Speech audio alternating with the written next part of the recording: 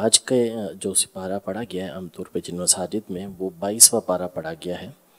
جس میں سورہ احزاب اور سورہ فاطر ہے اور سورہ سبا اس میں پڑھی گئی ہے۔ ایک دو آیتیں اس حوالے سے عرض کرتا ہوں۔ سورہ احزاب میں اللہ تبارک و تعالی نے ارشاد فرمایا ما کان محمد ابا احد من رجالکم ولکن رسول اللہ وخاتم النبیین وکان اللہ بکل شیء علیما، کہ محمد صلی اللہ علیہ وسلم تم میں سے کسی کے والد نہیں، ہاں وہ تو اللہ کے رسول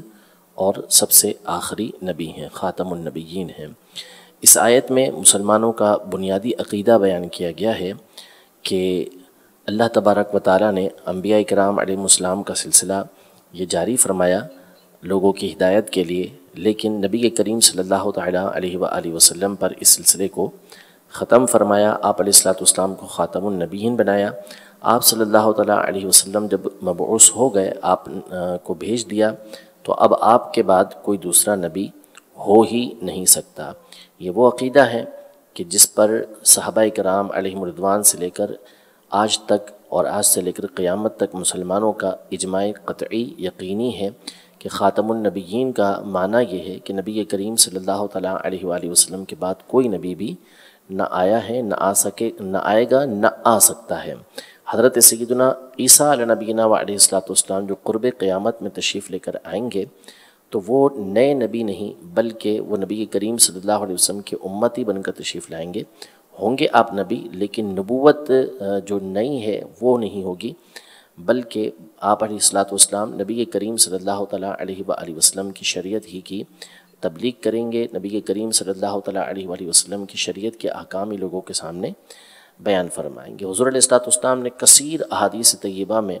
اپنے خاتم النبیین ہونے کا تذکرہ فرمایا، اور ایک مثال کے ذریعے اس کو واضح فرمایا کہ تمام انبیاء کرام علیہم السلام کی مثال ایک خوبصورت گھر کی طرح ہے کہ لوگ جس کو دیکھتے لیکن اس میں ایک اینٹ کی جگہ باقی تھی، اور پھر فرمایا کہ وہ اینٹ کی مثال اپنی دی کہ جب مجھے بھیج دیا گیا تو وہ مکان مکمل ہو گیا، اب اس میں کسی طرح کی کوئی جگہ باقی نہیں رہی۔ تو یہ عقیدہ ذہن نشین ہونا ضروری ہے، اور یہ اسلام کا، ہمارے دین کا بنیادی عقیدہ ہے۔ اس کے بغیر ایمان کامل نہیں ہوتا۔ جس طرح نبی کریم صلی اللہ علیہ وسلم کی نبوت پر ایمان ضروری ہے، اسی طرح نبی کریم صلی اللہ علیہ وسلم کے خاتم النبیین ہونے پر ایمان ہونا بھی ضروری ہے۔ اسی صورت میں اللہ تبارک و تعالیٰ نے نبی کریم صلی اللہ تعالیٰ علیہ وآلہ وسلم کی ایک اور شان بیان فرمائی۔ ارشاد فرمایا ان اللہ وملائکتہ یصلون علی النبی یا ایھا الذین آمنوا صلوا علیہ وسلموا تسلیما، کہ بے شک اللہ اور اس کے فرشتے اس غیب بتانے والے پر درود بھیجتے ہیں، اے ایمان والو تم بھی اس غیب بتانے والے پر درود بھیجو اور خوب سلام بھیجو۔ اللہ تبارک و تعالیٰ کا درود بھیجنے کا معنی یہ ہے کہ اللہ تبارک و تعالیٰ اپنے حبیب کریم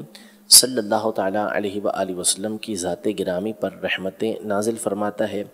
فرشتوں کے درود بھیجنے کا مطلب یہ ہے کہ وہ اللہ تبارک و تعالیٰ کی بارگاہ میں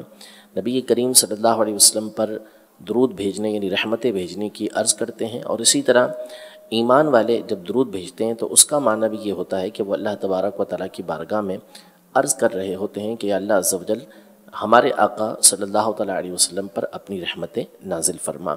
درود پاک کے بہت سارے فضائل، بہت سارے لطائف اس میں نکات بیان کیے گئے ہیں۔ ایک مختصر سی بات اس حوالے سے یہ کہ نبی کریم صلی اللہ تعالیٰ علیہ وآلہ وسلم پر جب درود پاک پڑھا جائے تو اس میں فقط حضور علیہ السلام کی محبت اور آپ صلی اللہ تعالیٰ علیہ وآلہ وسلم کے حق کو پیش نظر رکھتے ہوئے درود پاک پڑھنا چاہیے۔ علماء نے درود پاک کی دو جہتیں بیان کی ہیں۔ ایک جہت یہ ہے کہ درود پاک جب پڑھا جاتا ہے تو اس کا مطلب یہ ہوتا ہے کہ بندہ اللہ تبارک و تعالیٰ کی بارگاہ میں حضور علیہ السلام کے لیے رحمت کی دعا کر رہا ہوتا ہے کہ اللہ تعالیٰ رحمت نازل فرمائے، اور دوسرا بندے کا درود پاک پڑھنا یہ عبادت ہوتا ہے۔ تو یہ مشہور ہے کہ درود پاک ہر صورت میں قبول ہوتا ہے، چاہے کیسے بھی پڑھا جائے۔